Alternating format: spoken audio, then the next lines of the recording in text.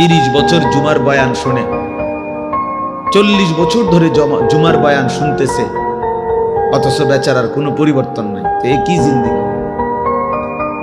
30 বছর ধরে বয়ান শুনতেছে, অথচ কোনো চলাফেরা, আদব, আখলাক, চাল চলন, উঠা বসা, লেনদেন,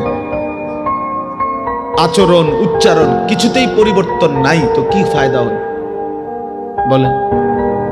এই জন্য দয়া করে কোরআনুল কারীম আমাদের জিন্দেগি পরিবর্তনের জন্য, জীবন সাজিয়ে তুলবার জন্য, হুদাল্লিন নাস, এটা মানুষের হেদায়েত, হুদাল্লিল মুত্তাকিন, যারা আল্লাহকে ভয় করতে চায়, আখিরাত পেতে চায়, জাহান্নাম থেকে বাঁচতে চায়, আল্লাহর নাফরমানি ছাড়তে চায়, জান্নাত পেতে চায়, আল্লাহ পাকের গোলামি আর বন্দিগি করতে চায়, আল্লাহ বলেন তাদের জন্য সুস্পষ্ট, পূর্ণাঙ্গ, নিখুঁত হেদায়েত।